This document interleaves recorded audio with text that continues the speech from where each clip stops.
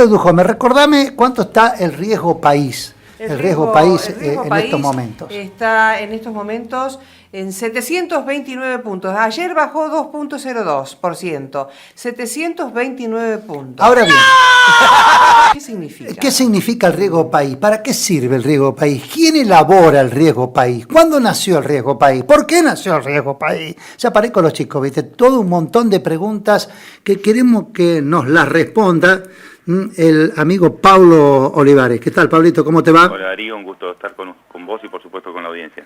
Bueno, ¿qué es el riesgo país? ¿Quién elabora el riesgo país? ¿Lo hace el Fondo Monetario, el Banco Mundial, algún banco privado, alguna organización? ¿Dónde? ¿En Estados Unidos, en Europa? ¿Cómo es la historia? Conceptualmente el riesgo país no es, digamos, no es ni más ni menos de que, digamos, uno parte de los conceptos al instrumento. El concepto es qué tan riesgoso es prestarle a un determinado país. Invertir en un determinado país o básicamente en este caso prestarle a un determinado país. Entonces, de lo que conceptualmente uno puede decir en una escala, lo que se llama una escala ordinal, es muy peligroso, es poco peligroso, no es peligroso, es seguro, eso se instrumenta luego en una medición en números, ¿no? Como todo gira en la economía. Claro. Entonces, eso después, ¿cómo se materializa? Bueno, se parte de una cuestión muy conceptualmente muy simple, es decir, qué es lo que para el mundo es cero riesgo, y el cero riesgo para el mundo es el tesoro de los Estados Unidos. ¿Por qué? No es porque no pueda pasar nada, pero se entiende que el mundo, la divisa mundial es el dólar, y prestarle al tesoro de Estados Unidos es prácticamente prestarle al país que emite los dólares, y por lo tanto implica la tasa de esos bonos del tesoro americano implican el riesgo cero.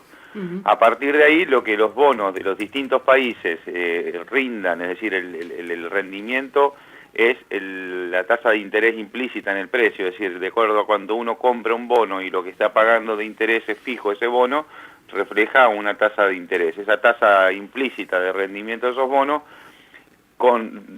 restada, es decir, la diferencia entre lo que rinden esos bonos de un país con los bonos del Tesoro, esa diferencia porcentual es lo que refleja el riesgo de ese país. Cuando recién comentaba que son 720 puntos, son 720 puntos porcentuales, es decir, los bonos argentinos rinden 7,20% anual, es más que los bonos del Tesoro de Estados Unidos. Entonces, cuanto más grande es esa diferencia, se entiende que los mercados están considerando más riesgoso a un determinado país. Cuanto más chica esa diferencia, se entiende que esos bonos están siendo considerados menos riesgosos con respecto, digamos, con menos riesgos de otros con respecto a los bonos del Tesoro de Estados Unidos. Claro, pero uno podría ver esto como una contradicción, es decir, che, los bonos rinden más, entonces quiere decir que estamos bien. No, porque los bonos, cuando uno emite un bono por $100, y en ese momento que hace la emisión, dice, bueno, ¿cuánto va a pagar ese bono? Vamos a hacer una suposición, va a pagar un 5% de interés. Ese 5% es fijo sobre los $100 que son el valor nominal de ese bono. Ahora, ese bono después entra a cotizar en el mercado, y si los inversores empiezan a considerar que ese país es riesgoso, ese bono va a empezar, en vez de a cotizar, a venderse en el mercado, se van a empezar a desprender los que lo tienen, y quienes lo compran por menos precios, y supónganse que ese bono va a $90. Entonces, quien está comprando ese bono a $90, esos $5, que es la tasa de interés con la que se emitió y que ya es fija, esos $5 sobre 90 son más de 5%, sino que es el rendimiento. Lo que está queriendo decir un rendimiento alto es que el precio que se está pagando es muy bajo. Ahora bien, cuando un país, una provincia, un particular pide un préstamo internacional, ¿tienen en cuenta el riesgo país para cobrarnos el interés? En el momento en que se hace la emisión, que uno va y hace la emisión de ese título, es básicamente uno de los principales elementos sobre los cuales se negocia la tasa de interés en el día que se emite. Es decir, en el día que se emite, ese emisor, que puede ser un país, puede ser una provincia, puede ser de una empresa, va y emite generalmente en Estados Unidos, también puede ser en Europa. Entonces ese día el mercado anuncia que va a emitir un bono y recibe ofertas. Las ofertas que va recibiendo son ofertas que indican la tasa de interés que están dispuestos a pagar esos bonistas en ese momento. Esa tasa de interés que los distintos inversores están dispuestos a pagar en ese momento uno se cierra la operación en la tasa de interés que logra juntar el monto que fue objetivo para conseguir de toma de financiamiento. Entonces, cuando emite, ahí cierra una determinada tasa a ese momento. Esa tasa es la que se convierte una tasa fija a partir digamos, calculada sobre el valor nominal del título, es decir, sobre $100, supónganse que se emitió sobre $100. Entonces, ese momento de que uno emitió tuvo mucha influencia y seguramente la tasa en la que se cerró estuvo casi cercana a lo que en ese momento era el riesgo país de esa situación. Luego, de acuerdo a cómo ese bono va cotizando en el mercado, si los inversores empiezan a considerar que un país es más riesgoso, se desprenden de ese bono y por lo tanto ese bono cae el precio en el mercado porque quienes lo compran a menos precio y por lo tanto esa tasa fija que se acordó al momento de emitir sobre el precio de venta que es menor refleja una tasa de rendimiento mucho mayor. Por eso es esa cuestión contradictoria que aparece, que aparenta ser contradictoria, de que rinde mucho porque la tasa que ese deudor acordó en su momento sobre un valor nominal de $100, como ese título ahora vale menos, el que lo está comprando ese título, el rendimiento que está recibiendo, que es un monto fijo, representa un porcentaje mayor. O sea que ahora no conviene salir al mercado internacional a pedir plata porque los intereses van a ser altos. Exactamente, y el momento, esa es la lección para el que emite, es que la tasa que acuerda en el momento como deudor es la tasa que va a tener que pagar para siempre. ¿Y cómo está la situación entonces de los 300 millones de dólares del Banco Mundial para Santa Fe que están pedidos para obra pública, ya en este marco, digamos? Bueno, justamente esa operación que se hace con la Corporación Financiera Internacional que pertenece al Banco Mundial, esa entidad las operaciones las debe hacer por estatuto en condiciones de mercado.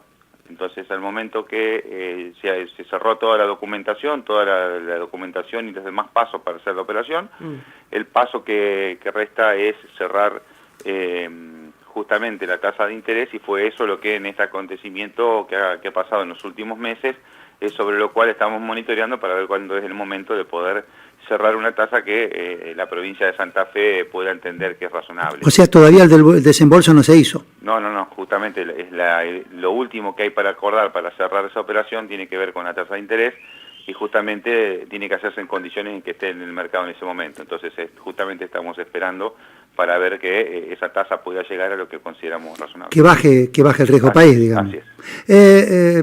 Pablo, los 500 millones de dólares que ya se desembolsó, que se están utilizando para obra pública, esa plata hay que devolverla en dólares, ¿perjudica el tipo de cambio a la provincia? A ver, muy buena tu pregunta, Darío. Esos bonos que se emitieron vencen en partes, vencen en el año 2022, 2023, 2025, 26 y 27. Es decir, vencen en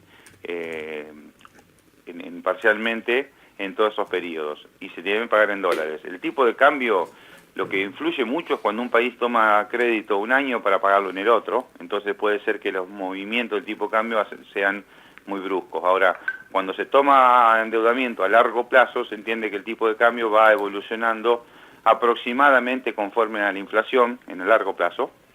Entonces, al evolucionar, digamos, junto con la inflación en términos de largo plazo, se evoluciona también con los recursos de un Estado. Por lo tanto, el tipo de cambio influye muy poco a la hora de tomar deuda en el largo plazo, porque los recursos van a ir acompañando seguramente con el tipo de cambio. El problema es cuando se toman, por ejemplo, en el corto plazo, en 6 meses, un año, donde está tomando, por ejemplo, si se tomaba deuda a $25 y se debe pagar el desembolso el año siguiente con $1 arriba de 40 pesos, por supuesto que ahí hay un desequilibrio muy grande, pero cuando uno toma a largo plazo, como ha hecho Santa Fe, se supone que al 2022-2023 los recursos de la provincia van a ir evolucionando conforme a la actividad económica y a la inflación, que no va a ir muy desacoplado de cómo evoluciona el dólar. Perfecto, bueno, acá me escribe Diego, dice qué difícil es la economía, decir al economista que está muy bueno pero no entendí nada. Bueno, tampoco es para no entender nada, por eso yo lo quise resumir. Es decir, el riesgo país es alto,